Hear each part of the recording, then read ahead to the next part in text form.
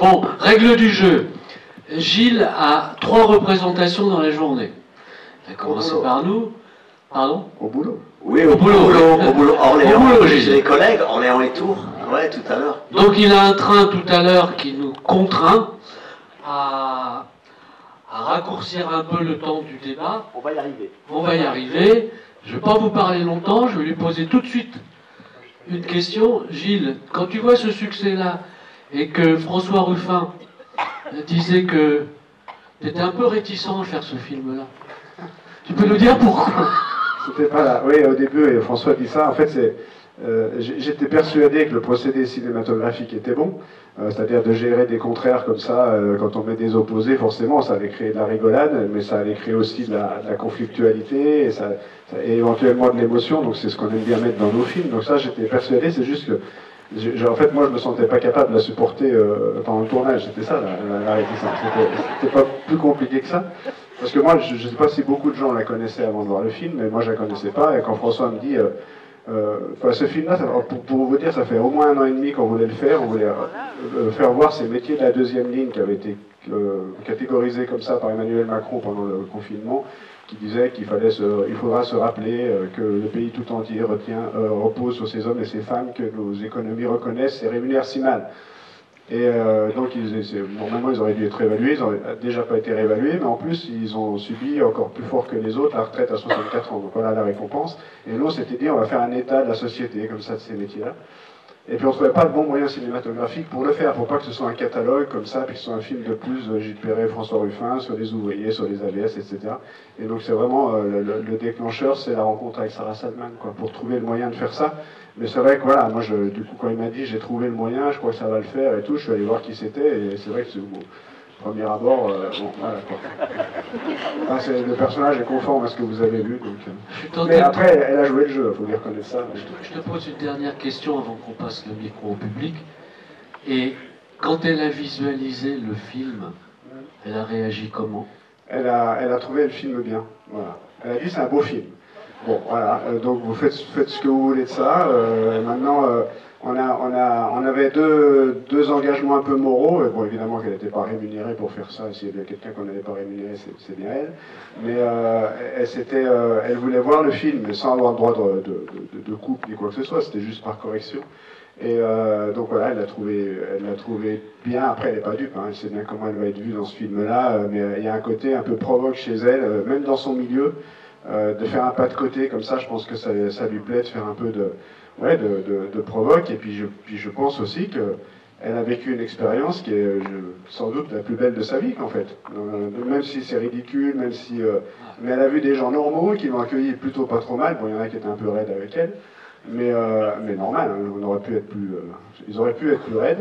Elle a vu des gens qui n'étaient pas là par intérêt, qui l'accueillaient plutôt bien et qui, voilà, comme les gens sont dans la vie normale, on va dire, à part sur les réseaux sociaux où les gens s'égorgent comme ça, dans la vraie vie, vous voyez quelqu'un arriver comme ça, en plus cette espèce de caricature, bah, voilà, vous jouez un petit peu le jeu. Donc voilà. Puis la deuxième chose qu'elle nous a demandé, c'est pour ça que je réponds à ta question, c'est de pouvoir faire une projection pour ses amis. Donc là, par contre, la réaction des amis, ça reste assez mystérieux. C'est presque un film à faire, là, encore. Ouais, on n'y sera pas, mais c'est lundi soir, si vous voulez. Ah, mais c'est privé. Bon, qui veut la parole? Voilà, qui veut la parole? Allez, on y va, c'est parti. Là, tout de suite. Là, ici, Jean-Marc. Jean-Marc, ici. Ah, bah là, voilà, devant. Pour savoir, elle vient de quel milieu, en fait? Parce qu'on la connaît, elle, mais sa famille.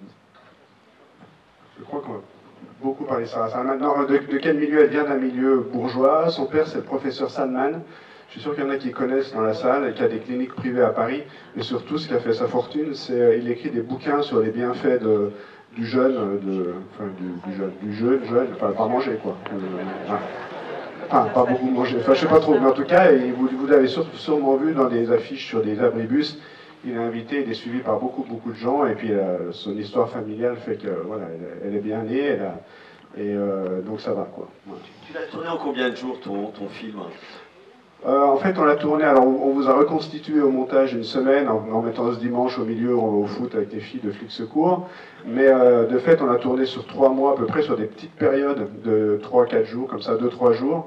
parce que tout simplement, on était parti sur cette idée. Vous savez, on n'écrit rien avant, on part comme ça avec François, on ne connaissait pas les gens que vous avez vus dans le film. On a quelqu'un qui prend des contacts par téléphone pour voir un peu ce dont on veut parler, mais nous, on ne veut pas déflorer, pas faire sortir la pâte du tube dentifrice, parce qu'après, pour la remettre dedans et la faire ressortir, des fois, c'est compliqué. Et nous, on a ce moyen de tournage qui est un peu rock'n'roll, c'est un peu sportif parfois, mais on est que les deux.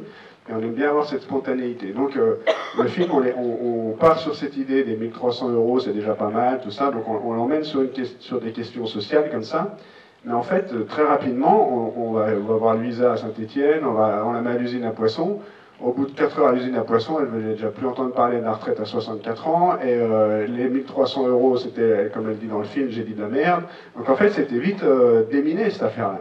Par contre, ce qui n'était pas du tout déminé, c'est que, qu'on vous a pas fait voir dans le film, c'est que dans le fumoir à l'usine à poissons, elle dit oui, mais d'accord, mais vous là, tous autour de la table, là, vous travaillez, mais le problème, c'est les assistés, c'est les feignants et tout ça, quoi. Et là, elle fait 100% des votes. Tout le monde dit ah bah oui, bah oui, c'est vrai. Et là, on se dit bon bah maintenant, on continue le film, mais il faut déminer ça. C'est pour ça que Sarah Salman a ce côté caricatural, etc. Et puis elle représente la grande bourgeoisie et tout ça. Mais par contre, ce qu'il faut pas prendre, on peut rigoler de ça. Par contre, ce qu'il faut prendre au sérieux, c'est que ces jugements, ces a priori, ont gangréné toutes les classes sociales et bien évidemment les classes populaires. Et donc là, quand on aura déminé ce truc-là dans les classes populaires, sur l'assistanat et sur les profiteurs, etc., je pense qu'on aura mis un bon coup de pied au cul au RN et tout ça, quoi. Donc en fait, voilà, nous, on construit le film comme ça. C'est pour ça qu'on attend quelque temps de trouver un endroit pour se réfugier, pour aller tourner. C'est pour ça qu'on se retrouve après au Secours Populaire à Ville, qu'on se retrouve au territoire zéro chômeur à Bléré, pour déminer petit à petit. Donc le film se construit comme ça. Merci Gilles. Bonjour, je voulais savoir, j'ai pas vu au générique de coproduction avec des chaînes privées ou publiques. Est-ce que c'est un choix ou... Non, malheureusement, vous n'avez pas mal lu. Non, on a un vrai problème. C'est notre vrai problème sur nos films. C'est qu'on n'a pas de télé, quoi. Jamais. Et même sur Debout les femmes, qui était un film qui avait fait quand même beaucoup d'entrées au cinéma, normalement, sur le papier, c'est obligé qu'il y ait une chaîne qui achète. Et en fait, là, pour le coup, on a des blocages d'ordre plutôt politique, quoi. Et donc, après, nous, comme je vous dis, on ne cherche pas à avoir des préachats parce qu'on ne fait aucun dossier sur nos films. On part comme ça pour ne devoir rien à personne. C'est-à-dire que le film que vous avez vu là, c'est Cécile Dubois, la monteuse, François, moi, éventuellement Marion, ma compagne qui met le nez dedans. Mais personne qui vient, et puis Clotilde, la productrice, mais personne, on a la liberté totale de nos productions, et on a la chance de pouvoir faire ça parce qu'un film en paye un autre, et donc on a une liberté totale. Donc on ne s'embête pas avec des chaînes de télé en préachat.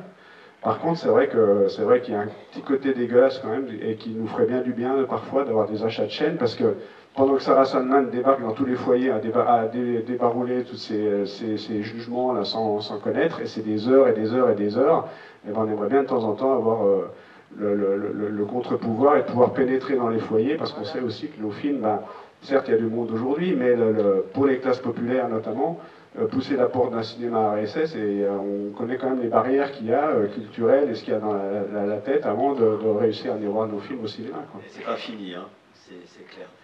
Comment avez-vous trouvé toutes ces personnes? Elles sont formidables. Enfin... Ouais.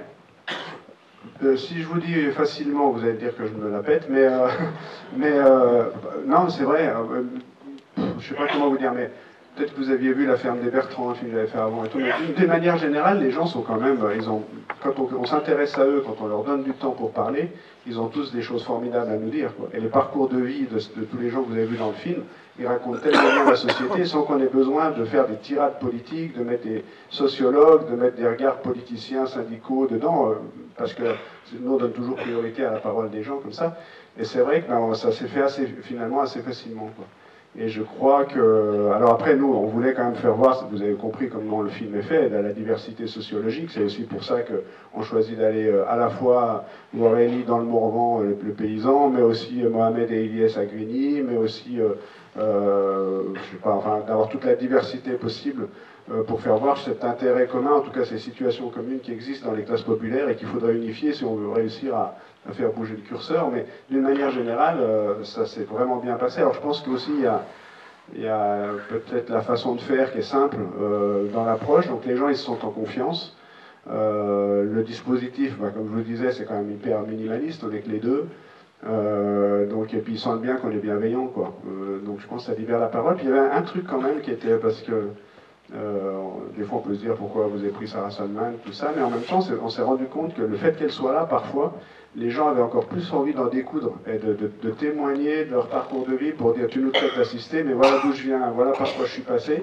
Et donc ça a aussi peut-être contribué à libérer la parole. Voilà. C'est pas quelque chose qu'on avait anticipé en tout cas. Oui. C'est une belle confrontation de classe. Hein. Deux petites remarques. C'est une belle illustration. La première remarque, c'est Sarah Salman, lorsque François Ruffin lui dit, enfin la branche sur les dépenses somptuaires qu'elle fait, effectivement, après tout, c'est son pognon, elle fait ce qu'elle veut. Par contre, quand on voit aujourd'hui comment les riches, entre guillemets, pleurent lorsqu'on veut augmenter leurs impôts, ça rapporte plus, effectivement, de prêter de l'argent à l'État avec intérêt, évidemment. Là, c'est quand même quelque chose de très scandaleux. Et on le voit bien, dans le film. La deuxième remarque, ce qui est quand même étonnant juste à la fin, quand elle parle de la question palestinienne, c'est tout de même étonnant que quelqu'un qui est censé avoir un niveau culturel et intellectuel et des connaissances, puisqu'elle est avocate, c'est ça, et qui balance sans l'ombre d'une nuance, c'est quand même très, très inquiétant. Ouais, ouais. Alors, sur le premier point que vous abordez, on est aussi conscient du fait qu'effectivement, il y a quand même un problème, parce qu'il y a quand même pourquoi une avocate chroniqueuse à CNews, elle peut envisager d'acheter un sac à 50 000 euros alors que Louisa n'arrive pas à vivre. Et là, c'est un regret qu'on a. C'est François qui a pas dit, comme on ne refait jamais rien, on ne refait pas les prises. Il dit, là, j'aurais pas de réponse sur la culpabilisation, en même temps, on lui laisse son droit de réponse, et la raison, enfin, on lui laisse dire, je fais quand même ce que je veux de mon pognon, tout ça, bon, c'est toi qui es dans le jugement et tout, bon, pourquoi pas, c'est ce qu'on entend.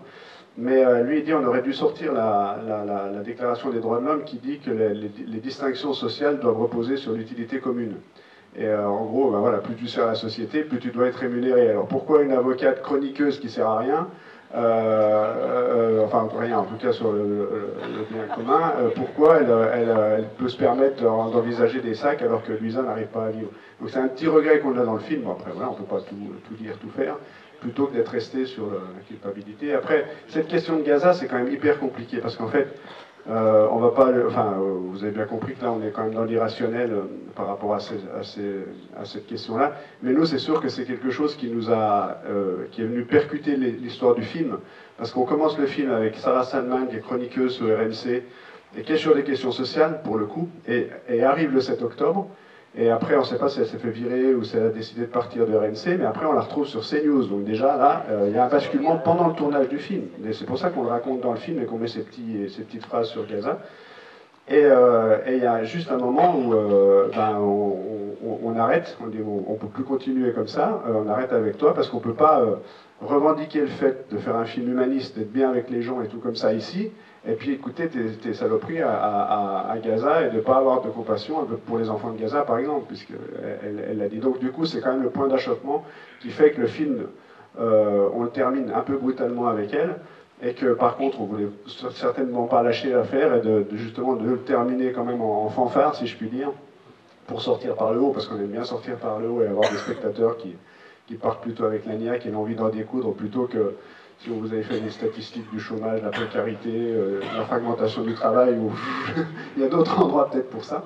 Et donc voilà, c'est pour ça qu'on rebondit en faisant cette scène finale avec ce faux festival de Cannes qui est tourné à Fort-Mahon au mois de mars par 7 degrés et avec du vent. Voilà.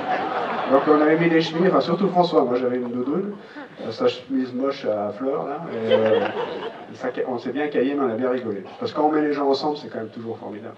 C'était le cas aussi dans Debout les femmes, pour ceux qui ont vu Debout les femmes, ça donne la pêche quoi. Et là eux, on allait projeter le film partout là où on l'a tourné. Et c'était super, parce que là c'est eux qui montent sur la scène, c'est eux on les a rencontrés, certains étaient un peu prostrés en tout cas, et puis là du coup ça donne, ça fait relever les corps, et nous on aime bien faire ça, essayer de rendre les gens beaux, en tout cas qu'ils aient au moins la même place que tous ceux qui nous squattent les espaces médiatiques à longueur d'année. C'est très beau. Moi j'ai une question, on voit tout le long du film Sarah Salman avec un voile en fait, elle ne s'assume pas, et donc vous avez pu la voir en off caméra. Est-ce qu'il y avait il y a eu un réel impact sur le film, sur sa façon de voir le monde? Est-ce que si, admettons, le film ne se serait pas écourté, si elle aurait vraiment pu, on va dire, changer, si son contrat avec CNews ne se serait pas arrivé, si elle aurait pu être quelqu'un de bien, je veux dire? Moi, on part du principe que c'est vrai que nous, on est plutôt... Enfin, François dit, je suis gentil, mais on est plutôt bienveillant et on aime bien aller voir les autres. Enfin, en tout cas, pas s'enfermer dans les chapelles et penser qu'on est les seuls à avoir raison et tout ça, et puis de s'auto-alimenter comme ça dans les réseaux sociaux, et puis de traiter tout le monde d'abruti, de machin, c'est pas trop notre truc, donc d'aller voir un petit peu ailleurs. Et c'est vrai qu'on y a cru un petit peu. Et que quand même, il faut quand même dire qu'elle a quand même, alors je ne sais pas si elle le dira publiquement, parce que la sortie du film, ça reste un peu mystérieux pour nous ce qui va se passer autour. Bon, bref. Elle était invitée chez Hanouna l'autre jour, et donc elle a été questionnée sur ce film, et maintenant elle reprend plus ou moins nos arguments. Elle dit, mais moi, maintenant je sais ce que c'est, vous, les autres, en s'adressant aux autres chroniqueurs, vous êtes complètement déconnectés, moi j'ai été AVS, j'ai été ouvrière dans le truc, et il faudrait que les députés fassent ça, il faudrait que les ministres fassent ça, donc à la limite, vas-y, continue, parce que c'est... Donc voilà, donc elle a quand même, a priori, il y a une autre émission où elle disait justement qu'elle avait quand même eu des jugements qui étaient complètement ahurissants et puis complètement déconnectés de la réalité. Donc elle a un peu bougé. Après, je vous dis, les dégâts collatéraux, c'est qu'elle glisse sur un autre registre qui n'est pas plus brillant, quoi. Voilà. Mais après, je pensais... la dernière fois qu'on s'est vu, je lui dis, tu sais Sarah, je pense que tu mérites mieux que ça, que cette espèce de personnage caricatural horrible là, que tu nous montres à la télé, parce que c'est vrai qu'elle a été quand même bien avec les gens, mais en même temps, je crois que le film il raconte aussi ça, c'est que le jour où elle va mettre de la nuance dans ses propos, bah, CNews et tout ça, ils vont lui dire, bah, ma petite, tu restes chez toi, on n'a pas besoin de ça, et c'est parce qu'elle est dans la caricature et dans l'outrance qu'elle a son boulot. Et ça veut dire que voilà ce qu'on donne à voir aux gens en permanence dans ces chaînes d'infos, c'est ces personnages caricaturaux qui en plus se permettent d'avoir des jugements sur tout le monde comme ça à l'emporte-pièce, sans connaître. Justement, ça fait faire un peu la question que je vais poser. La question, c'est qu'en fait, le film, il montre, en fait, comme toujours d'ailleurs, les films que vous faites, une connaissance, une vision du monde du travail en fait exceptionnelle et simple. Et est-ce que à l'avenir, dans un prochain film, puisque c'est bien un truc cinématographique, donc un peu les contraires doivent se rencontrer, le risque sur un truc comme ça, c'est qu'au fait, on parle que de Sarah Salman, alors qu'en fait, c'est pas le sujet du film. Et est-ce que le prochain film aborderait le sujet du travail en appelant quelqu'un de connu, justement, pour faire le contrepoint, potentiellement, au regard des risques évoqués? Ouais, après, moi, je comprends qu'on s'intéresse à ce personnage-là dans des salles comme nous ici, parce que c'est tellement caricatural et c'est pas notre monde que forcément ça questionne. Après, si on fait le retour avec les gens après, si on discute en longueur, voilà, on n'aura peut-être pas trop de temps, mais je sais que vous avez été plus marqué par les témoignages de Nathalie, Luisa ou Ilyes Mohamed que par ce personnage-là, donc je suis pas trop en souci. Après, c'est vrai que là, il y a des questions qui viennent là-dessus. Non, mais par contre, ce qu'il faudrait faire, je ne sais pas si on le fera ou pas, mais c'est qu'on ne filme pas assez les riches, quoi, parce qu'ils sont cachés, on ne les voit plus. Et c'est ça aussi notre problème. Et c'est pour ça qu'avec Sarah, c'est cette chance-là aussi, parce que il y a une époque où quand le patron il avait la grosse villa au-dessus de l'usine avec sa piscine, enfin tout son train de vie un peu ostentatoire, on l'avait sous la main, et donc les gens pouvaient voir le problème qu'il y avait dans la répartition des richesses, et même eux, les patrons, s'ils voulaient rayer ou faire des plans de licenciement ou leur marcher dessus sur les ouvriers, il y avait quand même un peu de culpabilité. Qu'aujourd'hui, ils sont lointains, on ne sait pas qui c'est, ils sont cachés, ils gèrent des plans sociaux à distance éventuellement, et donc plus ils sont cachés, mieux ils se portent. Et c'est pour ça que je crois qu'il faut faire voir le monde des riches. Donc après, la difficulté, c'est comment tu pénètres le monde des riches. Il faut que tu causes avec Monique Masson-Charlot. Oui, bien sûr. Peut-être qu'il y a quelque chose à faire, elle a un carnet d'adresse. Oui, allez-y, je vous écoute. Je voulais connaître le budget du film, si c'est possible, et j'ai une deuxième question. Elle n'est pas invitée au pot à la fin, au Festival de Cannes. Est-ce que c'était un choix de votre part ou est-ce qu'elle n'a pas voulu venir? Non, je pense qu'elle aurait bien voulu, mais nous, on ne voulait pas.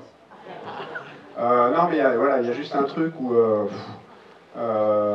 c'est toujours cette question dont on a parlé tout à l'heure de Gaza. Après, c'est dommage, franchement c'est dommage parce que voilà, encore une fois, je ne veux pas me faire l'avocat de l'avocate, mais enfin,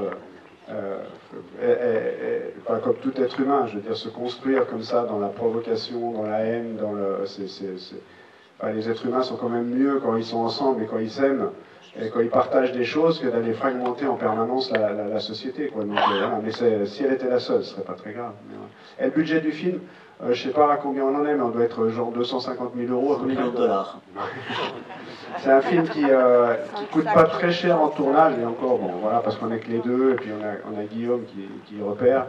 Mais en fait, on met les moyens pour qu'il soit beau à l'écran, donc ça veut dire qu'il y a du travail de son et d'étalonnage, ça prend du temps. On met les moyens en musique aussi, par exemple, il y a quasiment 25 000 euros de droits musicaux, parce qu'on choisit des musiques qu'on revendique comme étant connues pour vous emmener là-dedans, et puis qu'il y ait ce côté populaire qu'on assume vraiment. Donc voilà, tout ça coûte cher. Alors avec des très bonnes surprises comme Stromae qui nous donne la musique et qui nous fait juste payer les droits d'édition alors qu'on l'a utilisé quand même beaucoup. Il le fait pour nous. Et puis les Italiens, la Sara Pertetti Amo, qui vivent sur ce truc-là depuis 40 ans. Et là, je crois qu'on s'en met pour 8 000 euros, juste le petit bout. Voilà, 8 ou 9 000 euros, des trucs de fou, quoi. Et là, c'est Universal qui gère. Et c'est de la discussion de maquignon, c'est horrible. Enfin bon, bref. Je voulais poser une question, c'était surtout que là le film il a quand même, j'imagine quand même un relatif succès assez grand. Est-ce que vous avez été invité par des plateaux télé, même si je sais que la télé c'est pas le meilleur au monde au vu de ce qui se passe, et du coup comment vous envisagez si vous êtes invité sur des plateaux télé d'aborder le film? Est-ce que vous avez déjà préparé des choses en amont? Ouais, alors le film il n'est pas sorti, on va dire que c'est un succès en avant-première, maintenant ça ne garantit pas du succès, il sort mercredi prochain.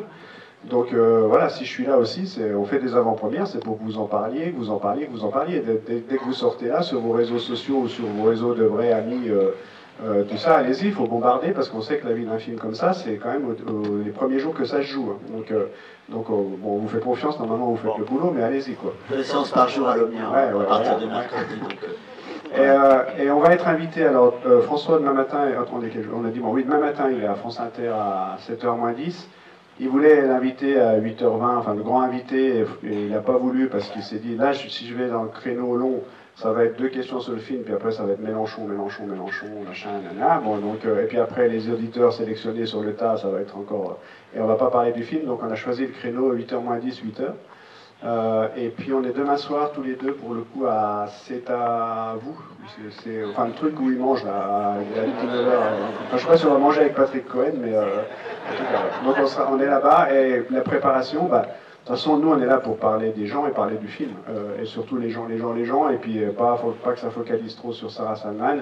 Et puis avec, on se prépare un petit peu. De toute façon, on ne va pas échapper par rapport au climat politique en ce moment à des questions qui seront plus adressées à François, mais en même temps, moi je suis là pour parler de film, donc on va essayer d'équilibrer au mieux la question. Voilà. Puis après, François il va faire le truc de Léa Salamé du samedi soir avec Luisa, l'auxiliaire de vie sociale, Luisa qui mérite notre admiration parce qu'elle se laisse filmer contre l'avis de son employeur.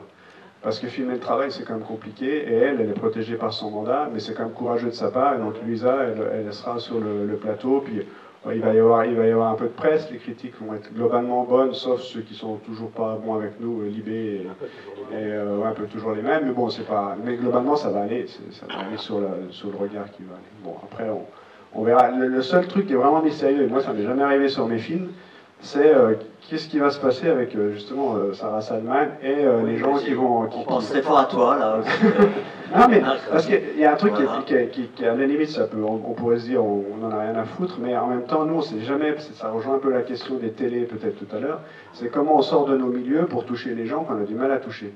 Et là, il faut vous dire que si vous n'êtes pas nombreux à la connaître peut-être ici, la communauté qui la suit et qui la connaît est au moins aussi importante que celle de François Ruffin en France. Hein. Quand on se balade avec elle, il y a plus de gens même qui arrêtent Sarah Salman que François Ruffin. Donc, alors, si je fais le test ici, si je demande qui connaissait Sarah Salman avant le film, qui lève la main personne. Ouais, c'est 5%. Ouais. Et puis qui connaissait François Ruffin, bon, évidemment, voilà. Donc, chez Sarah Salman, c'est le contraire. Donc, alors, selon comment elle va parler du film, eh ben, s'il y a des gens qui, par erreur, qui la suivent, viennent voir ce film par curiosité, eh ben, ça sera le bonheur. Parce que là, on va toucher des gens qui vont écouter les témoignages de Luisa, de Ellie, enfin tous ceux qui témoignent dans le film. Et c'est quand même pour ça qu'on fait des films, quoi, pour écouter, entendre cette parole-là. Gilles, merci à toi. Merci beaucoup. Merci à toi. Le film sortira mercredi, hein.